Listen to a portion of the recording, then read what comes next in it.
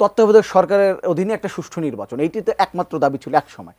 এখন আপনারা এত এত দাবি নিয়ে আসছেন, এত আলোচনা করছেন, মানে এবং ঐক্যমতে পৌঁছাতে পারছেন না। আলোচনা খুব ভালো হচ্ছে, একজন বেরিয়ে বলুন যে আলোচনা খুবই ভালো হচ্ছে, কিন্তু শুধু ঐক্যমতে পৌঁছানো যাচ্ছে না। কেন ভালো আলোচনা করছেন কিন্তু ঐক্যমতে পৌঁছাতে পারছেন না?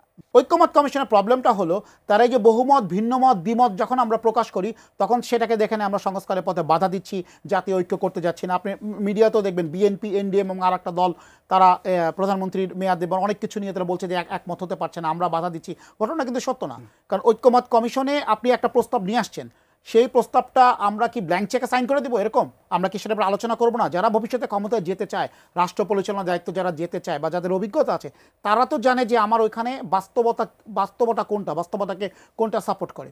আমি আপনাকে ছোট একটা উদাহরণ দিই। গতকালকে আমরা প্রধান নির্বাচন কমিশনের সাথে দেখা করেছি। সেখানে তারা একটা আচরণবিধিতে উল্লেখ করেছিল আপনি পিভিসি ব্যানার ব্যবহার করতে পারবেন না পরিবেশগত কারণে। তাহলে আপনি ফেস্টুন লাগাতে দিবেন, বিলবোর্ড লাগাতে দিবেন, পোস্টারও দিবেন না, কিন্তু পিভিসি ব্যানার দিবেন না।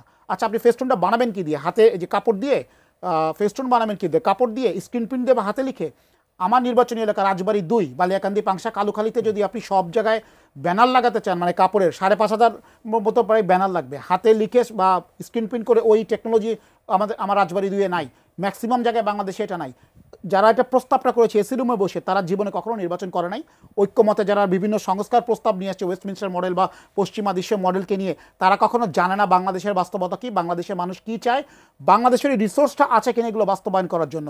হঠাৎ করে তারা অদ্ভুত কথাগুলো নিয়ে আসে, যেগুলো নিয়ে আমরা আসলে যখনই একটু ভিন্ন মত প্রকাশ করতে চাই বা বহুমত বা দ্বিমত করতে চাই, তখনই যে ব্ল্যাঙ্ক চেকে সাইন করার মতো চলে আসে। আচ্ছা, আমি না, আপনি যেহেতু আলোচনায় যান, আজকে জুলাইয়ের যদি 8 তারিখ হয়, বেশি নাই, জুলাইয়ের মধ্যেই একটা সবাই জুলাই সনদে স্বাক্ষর করার কথা বা আসার কথা।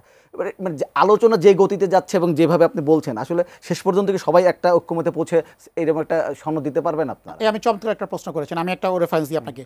প্রফেসর, আমাদের মাননীয় প্রধান উপদেষ্টা ডক্টর মোহাম্মদ ইউনূসের সভাপতিত্বে যেদিন প্রথম মিটিংটা হলো, সেদিন আমি প্রস্তাব দিয়েছিলাম যে শহীদ আবু সাইদের মৃত্যু, মানে প্রথম শাহাদাত বার্ষিকীতে বা 16 জুলাই যেন আমরা এই জুলাই সনদটা প্রকাশ করতে পারি। দ্যাট প্রস্তাব, মানে এই প্রপোজালটা আমার দেওয়া ছিল আমার দলের এনডিএম এর পক্ষ থেকে। মাননীয় প্রধান উপদেষ্টা সেটা ওয়েল অ্যাকসেপ্ট করেছিলেন এবং ঐক্যমত কমিশন সেটা বলেছে যে আমরা এই দিন করতে চাই।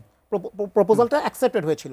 কিন্তু তারা যখন আলোচনা করেন, আমি একটা কথা বলি, এনসিসি নিয়ে একটা আলোচনার ব্যাপার ছিল, এটা নিয়ে আমরা সবাই দ্বিমত প্রকাশ করেছিলাম এবং আরও বেশ কিছু বিষয়। সেই আলোচনাগুলো তারা বারংবার করেছে, একবার রিজেক্ট হয়ে গেছে যে আমরা এটাতে ঐক্যমতে আসতে পারছি না। একটা পয়েন্ট ছিল যে আমরা ডিসেন্ডিং কিছু ওপিনিয়ন দিয়ে দিব, যারা ঐক্যমতে আসতে পারবে না, ভিন্নমত আছে, এই বিষয়গুলোতে ঐক্যমতে আসছে, ঠিক আছে আমরা সাইন করি, এই বিষয়গুলোতে এতগুলো দল ঐক্যমতে আসে না, সেগুলো উল্লেখ করা থাক। তারা সেটাকে ইগনোর করে বারংবার একই বিষয়কে নিয়ে আসছিল। ঐক্যমত কমিশনের যে সভা পরিচালনা, এটা নিয়ে বিএনপির স্থায়ী কমিটির সদস্য সালাউদ্দিন ভাইও কথা বলেছেন, আমরাও বলেছি, সভা পরিচালনার ত্রুটির কারণেই আসলে সময়টা এত বেশি লাগছে।